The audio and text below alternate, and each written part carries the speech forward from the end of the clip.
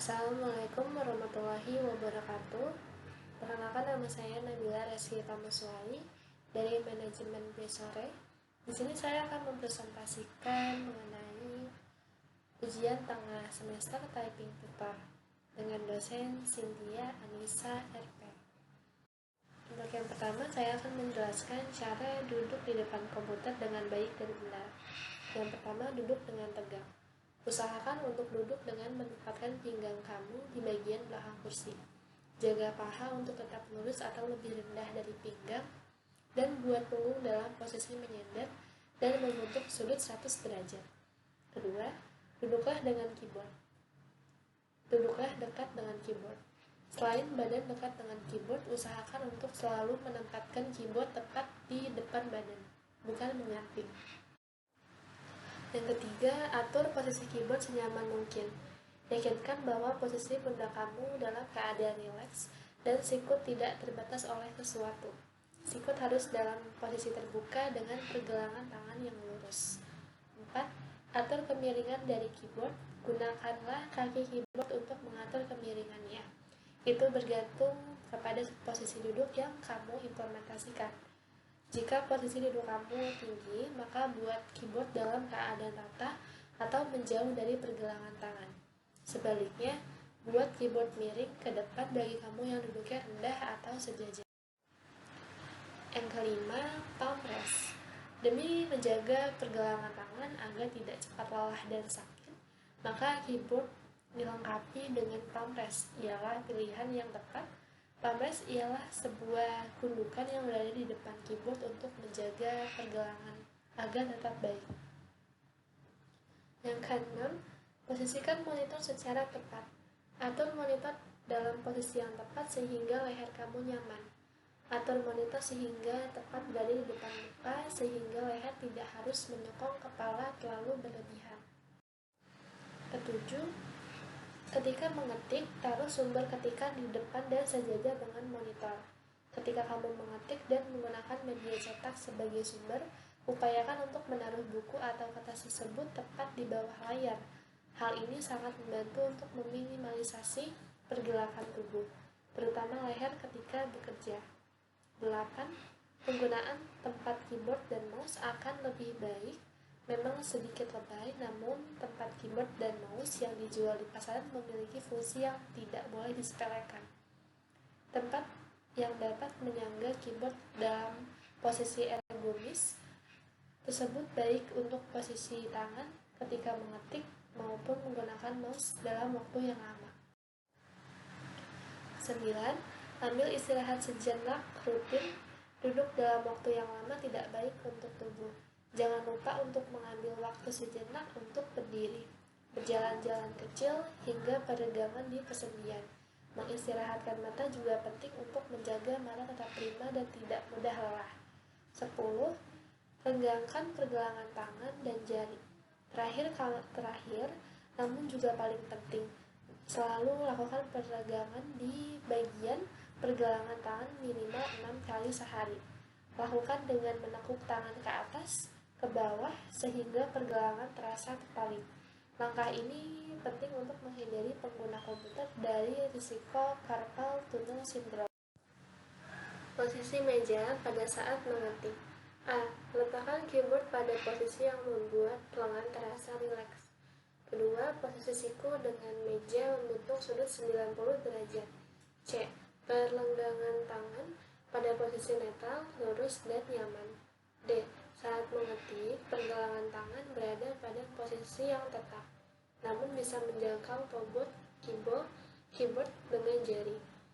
E. Menempatkan mouse dekat dengan keyboard, sehingga tak perlu menggerakkan tangan terlalu jauh untuk meraihnya.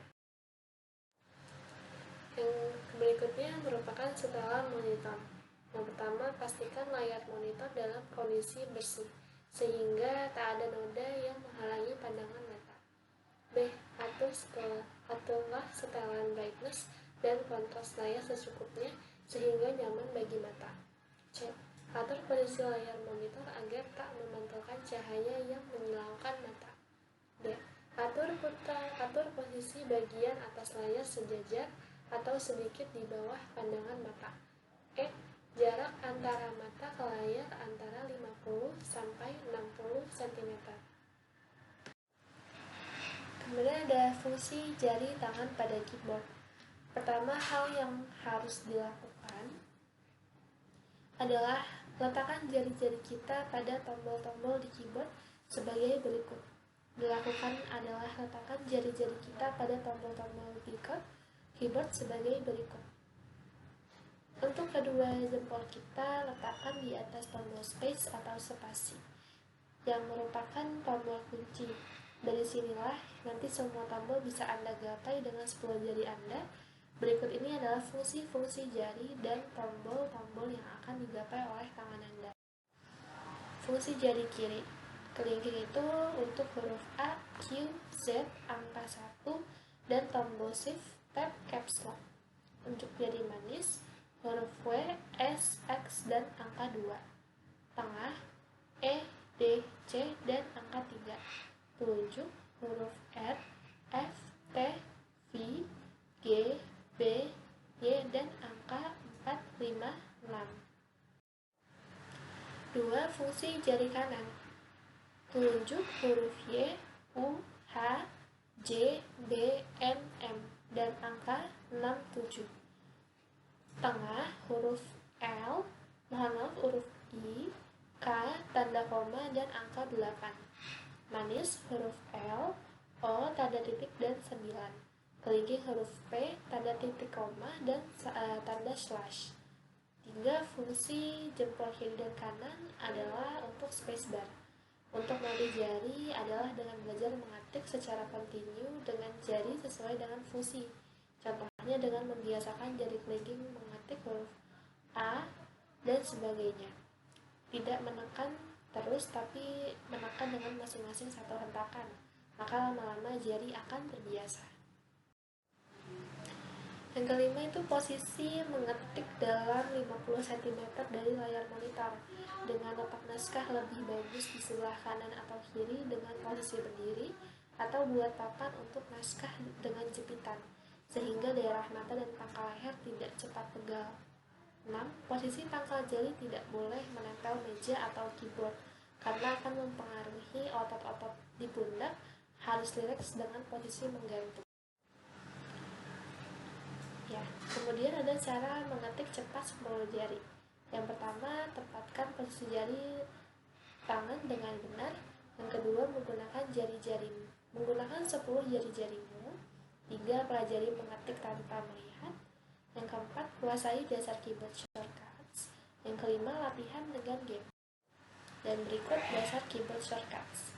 Ctrl C itu untuk salin, Ctrl X cut atau memotong, Ctrl V tempel, Ctrl Z undo atau undo, Ctrl S save, Ctrl F mencari kata di sebuah halaman, Ctrl A menandai konten secara keseluruhan, Shift left arrow or right arrow menandai huruf selanjutnya, Ctrl Shift left arrow or right arrow menandai kata selanjutnya, Ctrl plus left arrow or right arrow menavigasi kursor teks dengan kata selanjutnya tanpa menandai home ke garis permulaan, N ke akhir garis, page up, scroll up, page down, scroll down.